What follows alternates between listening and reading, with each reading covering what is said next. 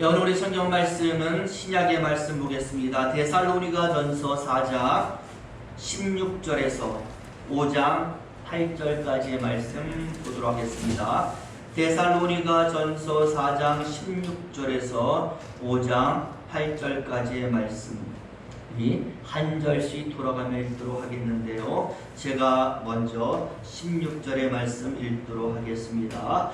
주께서 호령과 천사장의 소리와 하나님의 나팔로 친히 하늘로 쫓아 강림하시리니 그리스도 안에서 죽은 자들이 먼저 일어나고 그 위에 우리 살아남은 자도 저희와 함께 구름 속으로 끌어올려 공중에서 주를 영접하게 하시니 그리하여 우리가 항상 주와 함께 있으리라.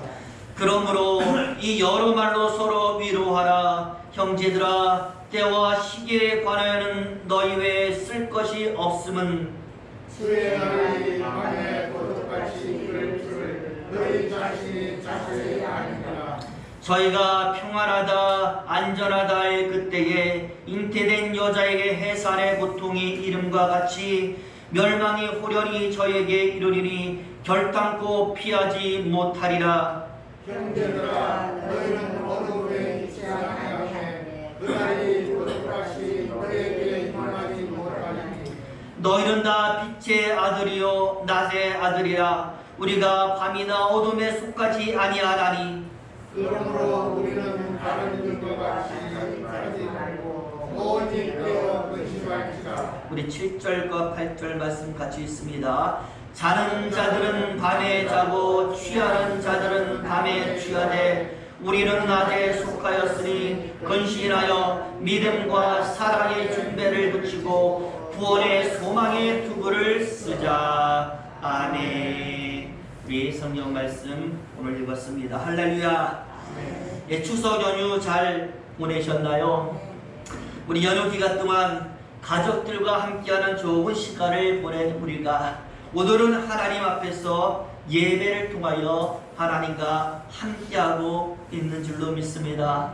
부디 오늘 드려지는 말씀 속에 하나님의 놀라운 능력 또한 함께 있을 줄로 믿으며 우리 서로를 축복하면서 인사하도록 하겠습니다.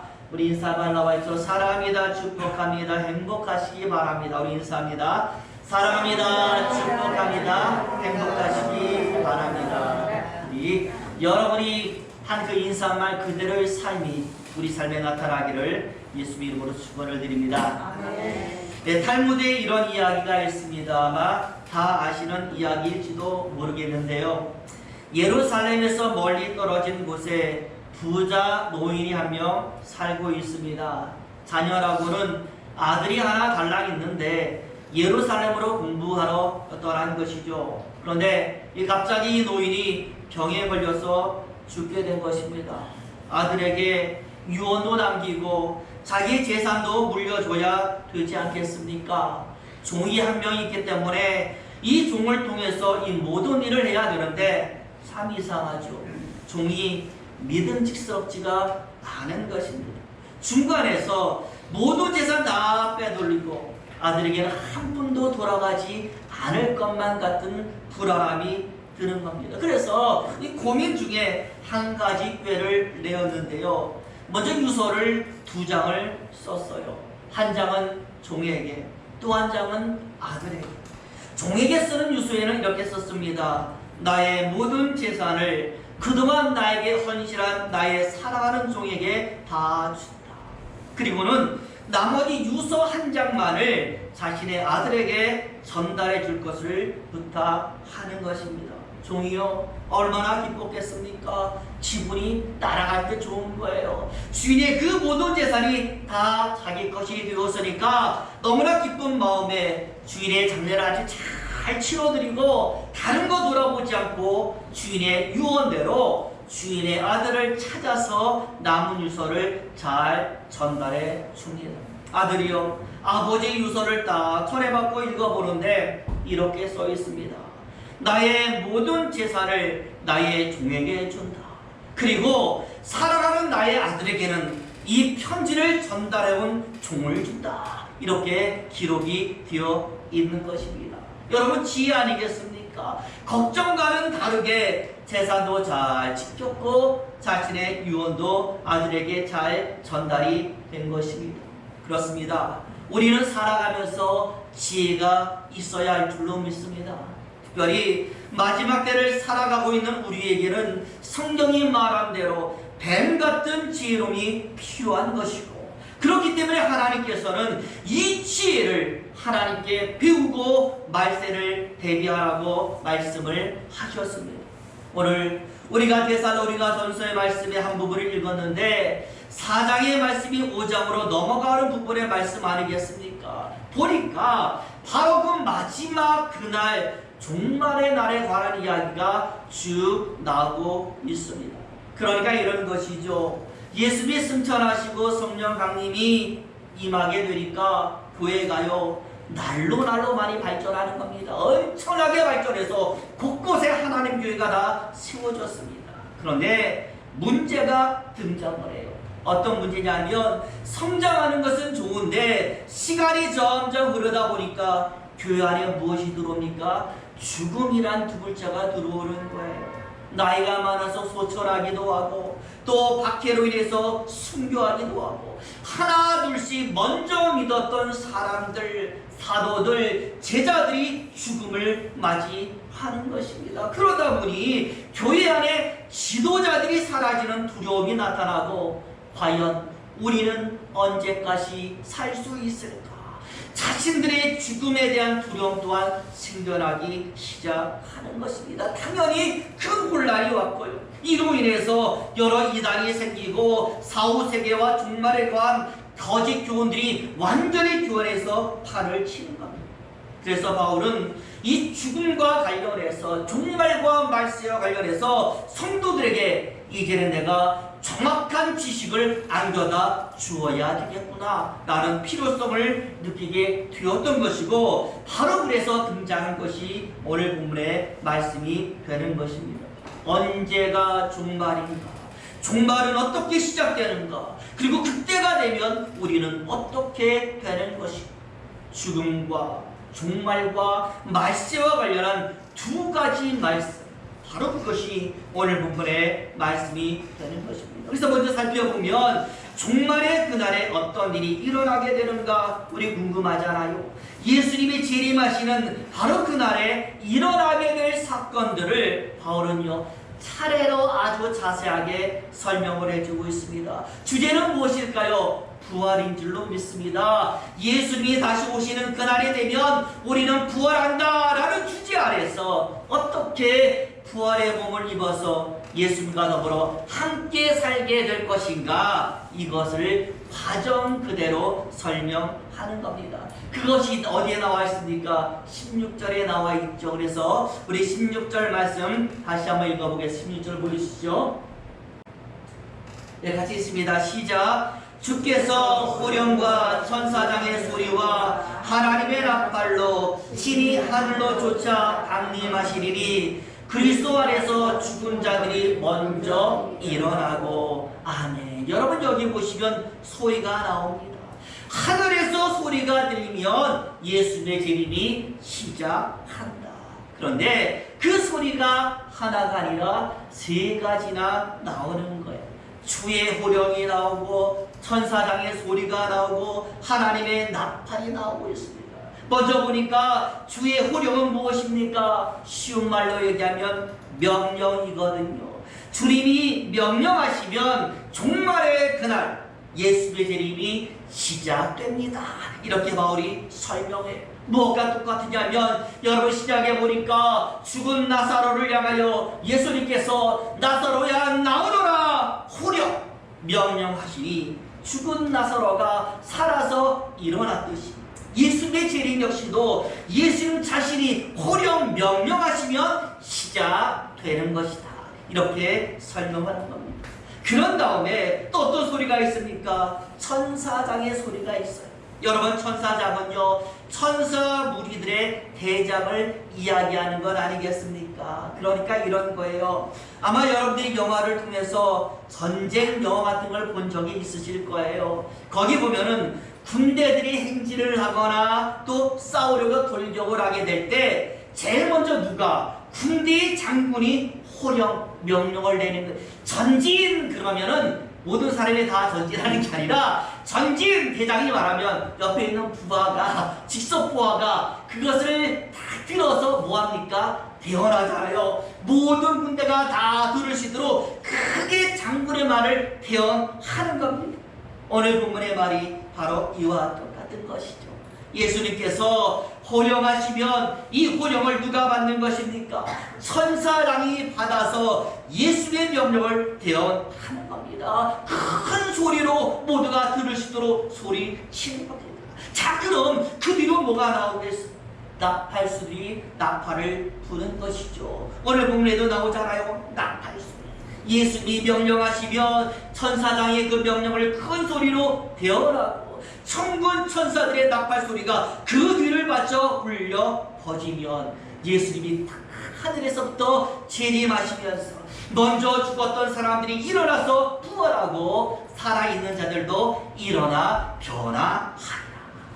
여러분, 고린도전서 5장 51절과 52절에 더 자세한 설명이 나와 있기 때문에 우리 이 말씀도 한번 찾아 읽어보는 자 보여주세요. 고린도전서 15장 51절에서 52절 말씀, 네, 같이 읽습니다. 시작. 보라, 내가 너희에게 비밀을 말하노니 우리가 다 잠잠할 것이 아니요 마지막 나팔의 순식간에 호련이 다 변화하리니 나팔 소리가 나매 죽은 자들이 썩지 아니할 것으로 다시 살고 우리도 변화하리라.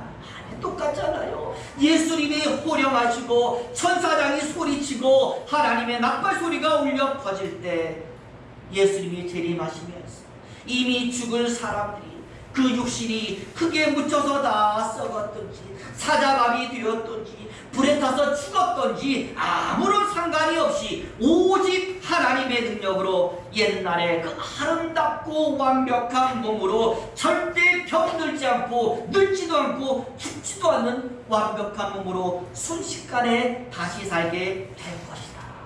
마찬가지로 죽지 않고 이 땅에 살아남은 사람들도 이와 같이 호련히 변화될 것이다. 이것이 바로 예수님 재림시에 일어나는 사건들이 되는 것입니다. 그래서요, 제가 예전에 정말 장례식 예배를 집례할 때에 어떤 분들이 얘기해요. 땅에 묻는 내장 말고 내장지가 많이 없으니까 우리 화장 많이 하잖아요. 걱정하는 거예요. 목사님, 예수님 재림하실 때 우리 아버지 화장하면 이 시체 다 사라지는데 먼지밖에 없는데 어떡해요? 라고 말할 때 제가 이 이야기를 합니다. 먼지가 뒤에 사라지면 무슨 소용이 있겠어요? 하나님의 능력이 있는데 하나님이 그 먼지를 다시 못 살리겠습니까? 말씀하시면 위에서도 유를 만들어내신 것이 하나님인데 모든 것 상관없이 예수님 재림하시면 죽은 자들 다 살아서 다시 부활하여 하나님 앞으로 모이게 되는 줄로 믿습니다. 오늘 본문은 이 모든 사건이 예수님의 호령과 천사장의 소리와 천군 나팔 소리로 이제 시작된다라고 이야기하고 있습니다. 그러니 마지막 때를 살고 있는 우리가 주의해야 될 것이 과연 무엇이겠습니까? 저는 단언합니다. 소리라고 생각합니다. 이 땅의 소리가 아니라 하늘의 소리. 하늘에서 소리가 있으면 이 모든 것이 시작되니 우리의 귀는 하늘을 향해서 열려 있어서 소리가 들리는지 언제 이 소리가 있는지를 알아차려야 하는 것입니다. 이게 바로 우리가 집중하며 살아야 될 삶의 모습이 되는 겁니다. 그래서 오늘 두 번째로 우리에게 중요한 얘기를 하는 겁니다. 이 하늘 소리에 집중하여 살기 위해서 우리가 해야 될 것이 있으니 바로 이것이다. 우리 같이 하자라면서 우리에게 세 가지를 이야기하고 있어요.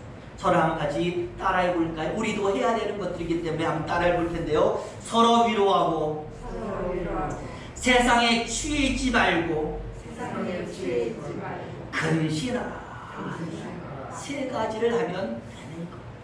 먼저 4장 18절 말씀을 읽어보면 이렇게 되어 있습니다. 그러므로 이 여러 말로 서로 위로하라. 소망 중에 서로 위로하고 위로받기를 권고하고 있습니다. 여러분, 왜 이렇게 해야 될까요? 답은 하나인 줄로 믿습니다. 오늘 본문에도 나와 있지만 그날과 그때와 그 시를 알지 못하기 때문에 예수님이 재림하시면 우리가 좋은 상태가 된다는 것을 알고 있는데, 천국에 간다는 것을 알고 있는데 그날이 언젠지를 알 수가 없기 때문에 우리는 서로 위로해야 된다라고 말씀을 하는. 왜냐하면 여러분, 우리도요 누구를 기다리잖아요. 처음에는 잘 기다릴 수가 있어요. 하지만 기다려도 오지 않으면 짜증나는 것이고요, 실증나는 것이고요, 지쳐버리는 것이고 기다리다 집으로 돌아가게 되는 겁니다. 예수님의 재림도 마찬가지라서요, 당장 오신다라면 몰라도 때를 모르기 때문에 기다리다 시간이 지체되면 실증나고 기다리다 지쳐버리는 것이고, 그럼 되돌아가는 사람도 생기게 되는 것이고, 그렇기 때문에 오늘 바울이 말합니다. 무엇이 필요한가? 서로 간에 위로와 격려가 필요합니다. 우리도 혼자 기다리는 것보다 같이 위로하면서 기다리면 좀 낫지 않습니까? 부디 저와 여러분들 항상 서로 만나시면 길거리에서도 위로하시고 격려하시고 축복의 인사를 잊지 않으시기를 예수님 이름으로 축원을 드립니다. 그 다음에 이제 두 번째로 세상에 취해있지 말아라 라고 말하는데, 오늘 본문의 말씀에는 깨어 있으라 라는 말씀으로 나오고 있어요. 저는요 술에 취해 보지 않았기 때문에 잘은 모르지만, 술 취해 본 분들의 얘기를 들어보면 술 취하면 자기밖에 안 보인다라고 말을 해요. 자기 소리밖에 안 들리고, 그래서 술 취한 사람들은 항상 누구 말만 해요? 자기 말만 하고 남의 소리 절대 안 듣습니다. 자기 좋아하는 행동만 해요. 자기밖에 없는 거예요. 마찬가지로 우리가 세상에 취해버리면 세상 소리에 갇혀서 하늘의 소리 들리지 않습니다. 그래서 우리는 신앙 안에서 비록 세상에 살아도 신앙생활을 잘하면서 깨어 있어야 될 줄로 믿습니다. 그 다음에 이제 마지막으로 중요한데요, 근신하라 라고 말했습니다. 여러분, 어떤 의미가 있는가 하면, 우리 학교에 체벌이 있건, 지금은 그런 게 많이 사라졌다고 그랬는데, 제가 학교 다닐 때만 해도 체벌 가운데 근신이라는 체벌이 있었어요. 때리지 않고 뭔가 잘못하면 교무실 가서 몇 시간 동안 근신하라 라고 이야기를 한 거예요. 그런데 이 아이들이요 교무실 가서 있으면서 뭐 하는지 아십니까? 반성문을 쓰는 거예요. 하루 종일 반성문 쓰면서 자기 반성하고 앞으로 내가 이렇게 하겠습니다 라면서 점검도 받습니다. 여러분, 오늘 바울이 말하는 그 시이 바로 저는 이것이라고 생각을 합니다. 제대로 살지 못했던 자기 자신을 돌아보면서 제대로 살 수 있도록 자신을 채워가는 것이 바로 근신이. 오늘 본문에는 여러분 무엇으로 채우라고 말하고 있습니까? 무장을 하라라고 말씀을 하고 있죠. 우리 8절 말씀을 읽어볼까요? 8절 보여주세요. 있습니다. 시작. 우리는 낮에 속가였으니 근신하여 믿음과 사랑의 흉배를 붙이고 구원의 소망의 투구를 쓰자. 아멘. 어떻게 근신할까요? 믿음과 사랑의 흉배를 붙이고 구원의 소망의 투구를 쓰자라고 말씀을 해요. 여러분, 흉배라는 것은요 가슴을 보호하는 갑옷입니다. 투구는 머리에 쓰는 것 아니겠습니까? 그러니 가슴에는 믿음과 사랑, 하나님을 사랑하고 이웃을 사랑하고 하나님을 신뢰하는 믿음과 사랑으로 채워가라는 것입니다. 또한 여러분, 구원의 투구, 구원은요 하늘의 하나님께로부터 오는 것 아니겠습니까? 그러니 너희의 머리를 들어서 하늘을 바라보는, 하나님의 은혜를 바라보고 하나님의 축복을 바라보고 하나님의 능력을 바라보고 기대하는 삶을 살아가라라고 말씀을 하고 있습니다. 미국에서요 대서양 횡단을 처음으로 성공시켰던 아주 유명한 여자 비행사가 한 명이 있습니다. 이 사람이요 대서양을 비행기로 횡단을 딱 하는데 중간에 엔진이 고장나는 엄청난 어려움을 겪게 된 것입니다. 도저히 더는 비행을 할 수 없는 상황이었지만 결국 뭐 했어요? 대서양을 횡단해낸 것이죠.